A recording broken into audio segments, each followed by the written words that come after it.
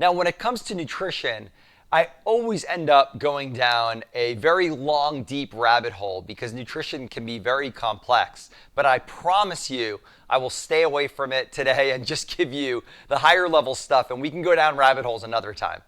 So when it comes to nutrition, there are so many different views out there, from high fat to low fat, high protein, low protein, vegan, carnivore, and everything in between. There's even a group that basically says as long you can eat anything that you want as long as you're within a certain calorie range. It's just calories in, calories out. As long as you keep your calories low, then you can eat anything that you want. And while there is some merit to that, I find that it's not as valuable for people, that people really struggle with that. And so there are certain things that I think many people will agree on when it comes to nutrition.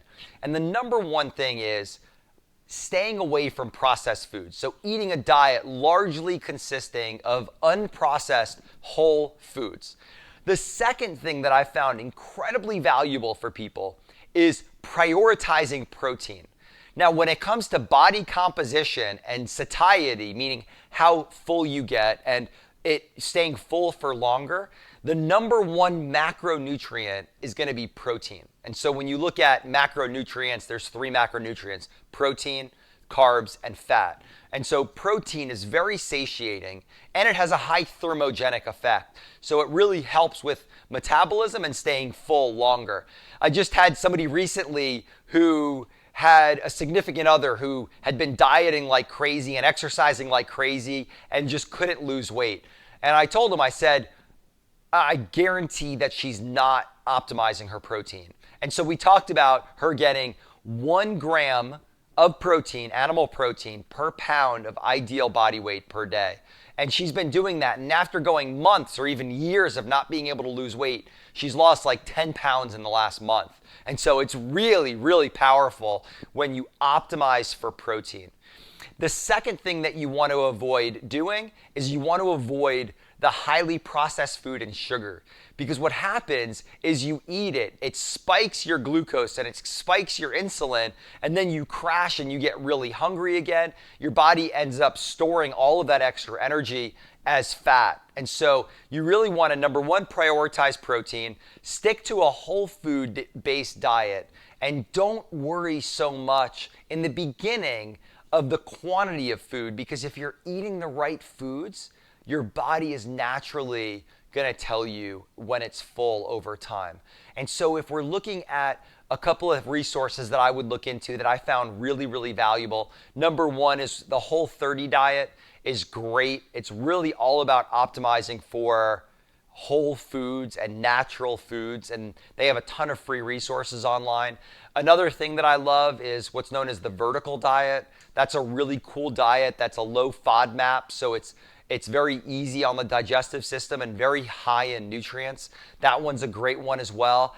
And then if you want some more information on nutrition, our Facebook group has. I have tons of resources in there. I've done videos and articles all about nutrition and optimizing for nutrition. And so if you guys want to talk about it more in the office, just let me know. And I'd be more than happy to have a complimentary consult with you and get your diet and your nutrition on track. Because it's if you can dial in your nutrition, it's going to help reduce inflammation, and it's just going to help you maximize and get better results with your adjustments.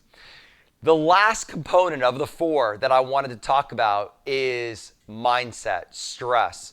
So when you're under lots of stress, what that does is it shifts you into a sympathetic state. Your sympathetic state is your fight or flight system. That's the one where you increase cortisol and your other stress hormones, and our bodies create a lot of inflammation from that. We don't get the rest we need. We don't get the sleep that we need. And then because of all of that, our body is not in a healing, digesting, regenerative state. It's in a catabolic, but also kind of storage state at the same time. It's really interesting where it'll break certain parts of your body down, but then also store more fat as well. And so if you're not optimizing for your mindset, you're not getting the sleep that you need, and you're not able to regulate those stress hormones that have a big effect on inflammation, healing, and digestion. And so practicing gratitude, so every morning waking up, thinking about, okay, what are 3 things that you could be grateful for? Spending time with people that you love and care about. If you're going to watch something on TV, if you're going to, I love watching a show at the end of the night to wind down. Watch something that is funny or entertaining, not something that's going to stress you out. And the other thing too is just focus on the information that you're bringing in, that you're bringing in quality information. So listening to podcasts and listening to audiobooks that build your self-esteem, that build your confidence, that help you to grow, rather than mindlessly going through social media where things are not real and people are airbrushed and there's filters for everything. And all that does is make us feel bad about ourselves because our life isn't as good as the fake lives of the people that post on social media. And so ever since I've made a commitment to minimize my interaction on social media, it's made a huge difference in my sleep and my mindset.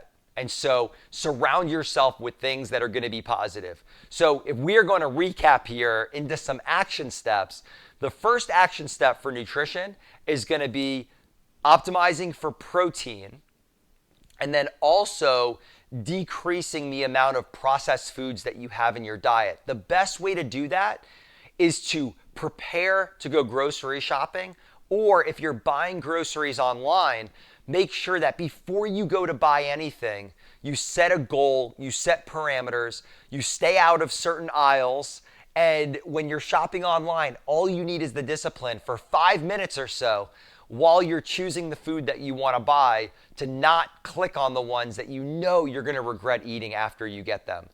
Then when it comes to mindset, start your morning with gratitude, stay off of social media at night before you go to bed, and build deeper, more quality, more communicative relationships with the people that you love and care about most.